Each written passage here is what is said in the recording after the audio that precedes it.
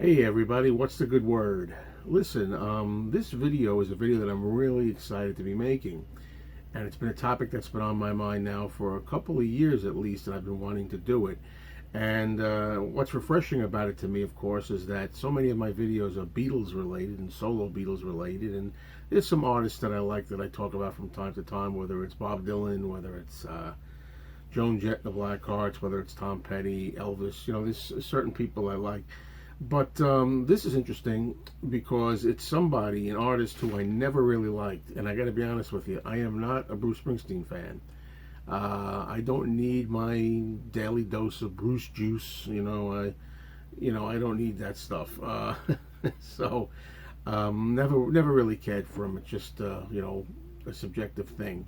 However, I remember a couple of years ago I was watching a video by somebody, can't remember who exactly for sure, who was listing his favorite Springsteen songs, and I don't know whether there were 20, 25 of them. And as I watched that video, I said, I gotta say, even though I don't like Bruce really, there are some songs in here that I really do like, and I think I can maybe get a top 10, 12, 15 maybe, I don't know. And here it is, okay? A few things I want to say. First of all, anybody who watches my channel with any degree of regularity will know a lot of what I'm going to put down here. They're not surprised. It's not really a shock, the songs that I'm listing, I don't think. You tell me.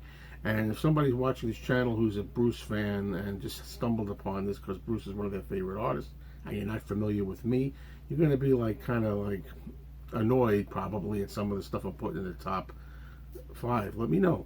All right. Anyway, some thoughts again before I start here. First of all, some songs that I know that Springsteen has done or wrote or whatever that I don't like his version, like "Blinded by the Light," for example. Can't stand the Bruce Springsteen version. I grew up with the Manfred Mann version. That's the one I love. Okay. "Light of Day" is a song that Joan Jett and the Blackhearts performed. And Springsteen wrote it. I like Joan Jett's version. I don't know if he did a version. "Because the Night." I'm not sure of this. I should have did my research. I'm sorry. Did Springsteen write "Because the Night"? Or did he do a version of it? I love the one by Patti Smith group. So that's the one that I like of that. A song that I really despise that they play every holiday season by Springsteen. The god-awful "Santa Claus is Coming to Town." I cannot stand that thing. I think it's one of the worst Christmas songs ever. And him, singing it and just going on and on. "Santa Claus is coming to town." Santa Claus is coming. I can't stand the song, okay? All right, now we're going to start the list, but here's what's interesting. I went into this video prepared to say that I really don't care much for the song. It's on a lot of people's number ones. It's a classic. The song "Born to Run." I was going to say that I'm not really a big fan of it. I've never been a big fan of it. But in preparation for this particular video here, I watched a bunch of YouTube videos. Some people listed their top 100 Bruce songs. Some people listed their top 50 Bruce songs. And they played little snippets of them. And every time I got to "Born to Run," I say, I can't deny that that's on the radio a lot. And sometimes songs get played to death. But "Born to Run" is such an anthem, and I've heard it so many years. If I were doing a 13th song on my list, I'm trying to keep it to an even dozen. There are going to be 12 Springsteen songs here. I would have put "Born to Run" as number 13, but I'm not going to include it. But it's right there now. So I've gained something of an appreciation for it, although it'll never be a favorite of mine. So now here's the proper top 12 list. These are the Springsteen songs I like, and I'm surprised that for a guy that I really don't like much, I like these 12 songs pretty much. Number 12, we're going to start with "Born in the USA." Not a big favorite of mine. It gets a little redundant with that main line being shouted over and over again, but that's number 12. It's okay. Number 11, I went with the song "Cover Me," which I enjoy somewhat, but not enough to put it closer to the top. And just like that, we're in the top 10. Just like if the two that I said, now we're in top 10. Here's my top 10 songs. And before I list these, I want to say a lot of these songs, well, I knew already, but there were a couple of them that I said, oh, I forgot about them, and I didn't really remember them, just off the top of my head until I started watching those top video lists on YouTube. Then I was reminded of them when they played the snippet, and I'll tell you as we go along. Here's one of them right here, number 10, The Promised Land. I had forgotten about The Promised Land, didn't really come to mind when I was thinking in my head. I just was jotting down. I came up with a good 7 songs that I knew right off my top of my head. But The Promised Land was one that I really didn't think of. Then we go to number 9, and for number 9 I put down My Hometown, which I think is a nice little song there.